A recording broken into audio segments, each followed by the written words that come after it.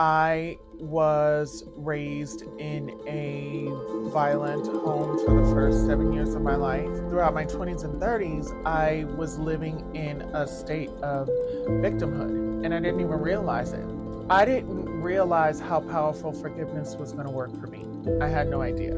If I can help one person shed a little light on their sadness or their pain, and they can look at me and say, wow, if she did it, then I can do it, then I've done my job.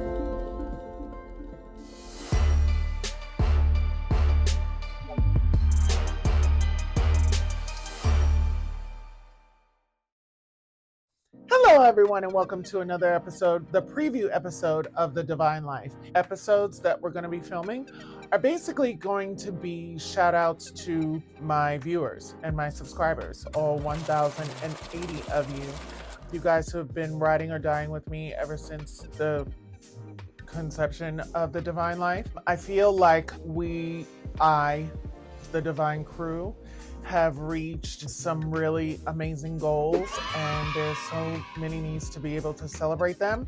And that's the whole message of this episode today, is the power of forgiveness. But before we get into it, I want to thank you for continuing to subscribe, like, and share the videos. And if you like what you see and you like what you're about to hear, please continue to like, share, and subscribe to the channel. Okay, so the forward moving motion of this channel is very important to me, and I want to continue on this healing journey, this journey called life. I don't want to continuously dwell in the past. And I feel as though the only way for me to reach my absolute self was to forgive. I know that you guys have probably heard the saying that forgiveness is not for the other person, but it's for you. And that is a really true statement. So let me talk to you about my journey with forgiveness. So if you guys already know, and those of you who don't know, I was raised in a violent home for the first 7 years of my life. We're not going to dwell on that. But what happened is that throughout my 20s and 30s, I was living in a state of victimhood, and I didn't even realize it. Like, the reason that I was self-medicating, the reason that I was drinking heavily, the reason that I was being violent with my words is because I wasn't yet healed from what happened to me. And I was walking around living as a victim. So in the very beginning of my 40s, I made some really hard decisions, and I chose to move through that and do the work. Now, I didn't realize how powerful forgiveness was going to work for me. I had no idea. I thought that I was going to go back and, relive those moments and yada, yada, yada, and just like deal with them and understand them and woe is me, blah, blah, blah. And yeah, it was very painful. It was very jarring to my whole existence. And through doing that, it was opening the wounds, and like they were festering because I wasn't healing them. So I would talk about things, but then either when I would sign offline or when I would leave my psychologist's office, I was left to deal with all of that stuff, and I didn't close the wound and I didn't sew it up. So now you're walking around with this infection, and no matter how much iodine or no matter how much alcohol you put in there, it's not going to heal because you're not going to the hospital to sew it up and do it correctly. And that's what was going on with me. I would leave my psychiatrist's office and I was just like this festering wound. And then afterwards, I would be left to deal with these feelings and these emotions. And I was looking for closure with the person that had, hurt me. And that person wasn't able to give it to me. So I had done the work, but then I was seeking the validation from this person, and it was causing me to make horrendous decisions, and then I was just in this cycle. So I made a choice. I made a choice to stop doing that. And I reckon the only way that I could stop doing that was because I had to recognize it within myself. I had to look within. I couldn't rely on other people. I couldn't rely on other things, extenuating circumstances. I had to really look in the mirror and say, bitch, what are you doing? What are you doing? First of all, the person that you're angry with has totally moved on from you. And the person that you are angry with really doesn't even exist anymore, okay? Because they're not a part of your daily life, number one. Number two, who are you really mad at? Are you mad at the person or are you mad at yourself? I figured out that I was actually angry with myself for allowing this person to affect me the way that they did. And I realized I had this moment, like Oprah says, I had this moment and realized that all of the decisions that I was making with the men that I was like involved with, I was seeking validation from them because I never got it from that person. And I was like repeating a cycle. So what I had to do was forgive them. I had to really, really, really, really forgive them. And without them even knowing. And I did it for me. I didn't do it for them. And the way that I forgave is I no longer am giving this person access to me. I have completely deleted their phone number. I have completely blocked their phone number so they have no way to get in touch with me. And I have no way to get in touch with them because I don't have their number by memory.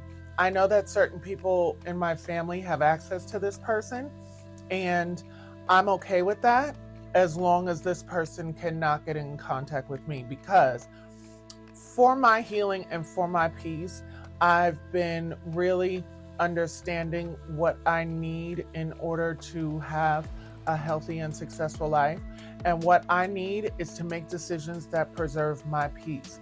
My decisions do not require anyone else's understanding because my peace is my priority. No, like if you don't teach people how to treat you, and if you don't treat yourself a certain way, then other people will feel that they have the right to do whatever the hell they want to you. And that is not the life that I want. And some people in my life have said the words selfish or whatever, but it's none of their business why I don't want to talk to this person. It's none of their business why I am so self-preserving. And it's none of their business why I am so happy, because I like me.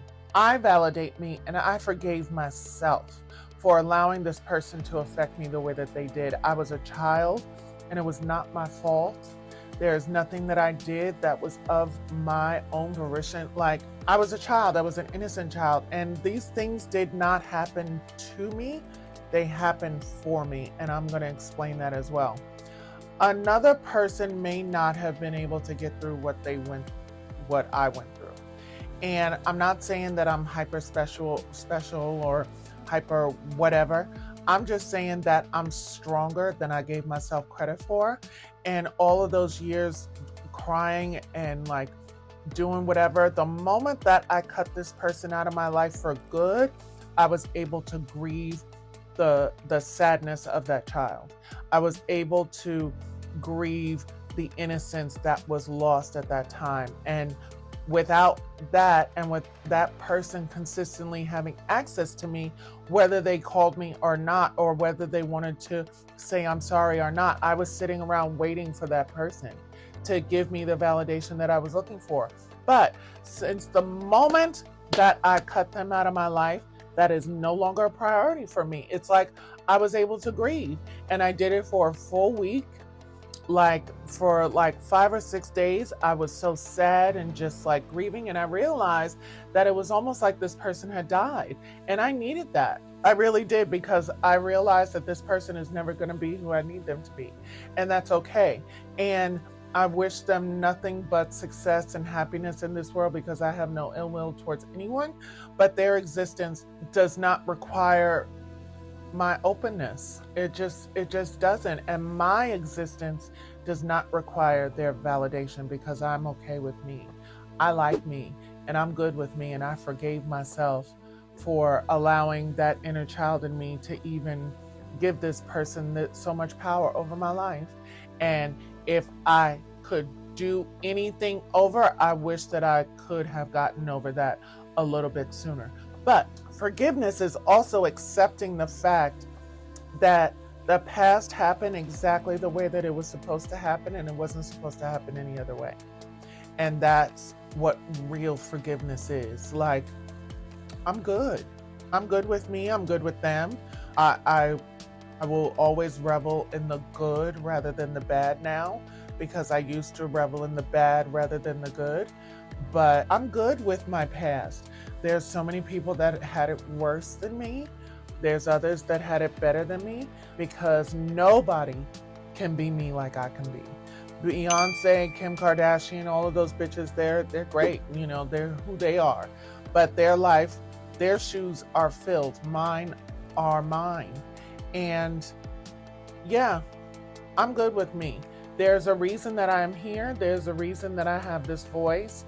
There's a reason that I have the wherewithal to be able to share my story with people. And it's because I feel as though if I can help one person shed a little light on their sadness or their pain, and they can look at me and say, wow, if she did it, then I can do it, then I've done my job. I really have. And the only way for me to live this life is to step in my divinity and realize that I'm meant for something else. And that's why we call the channel the Devine Life, because I'm not God or anything, and I'm not a whatever. Yes, to some, I have been called goddess, but that was in a very intimate setting. But seriously though, I'm proud to be me. There's nobody in the world like me. And I say that to you. Be proud of who you are, because nobody can be a better version of you than you. Don't spend your life dwelling on what happened to you, because it happened and you can't change it. The only thing that you can do is be proactive rather than reactive. So if things tend to happen in your life that you don't understand, take a minute, take a heartbeat, take a moment, and just realize like, hey, okay, let me realize what's going on. Am I repeating cycles? Am I, self-validating, or am I waiting for somebody to validate me? Am I okay with me? Do I like myself? Do I like spending time with myself? Because at the end of the day, you're lucky in this life to have one true friend. And most of the times, 99.9% of the time, it's the person that's staring at you in the mirror. You got to be your own best friend. You can't sit around waiting for somebody to call you, or to not call you, or to say I'm sorry, or to say I love you. You gotta do all of that for you. So being a whole, complete individual is so much deeper than we realize, because this life is not designed. I don't believe that human beings are designed to live the lives that we live. I don't believe that human beings are designed to worry about credit, worry about rent, worry about this, worry about that. So all of the blessings that you are blessed with in this life, this universe, to have you live a certain way or to whatever, that's not what life really is about. Life is so much bigger than that. And I feel like we get caught up in the wrong things, and it's time for us to get caught up in the right things. So that's my message. Forgiveness, the power of forgiveness. I love you so much. Forgive yourself, forgive those who have trespassed against you, and be kind to yourself, love yourself, and live a divine life, darling, because that's what I'm doing. Love you guys. Bye.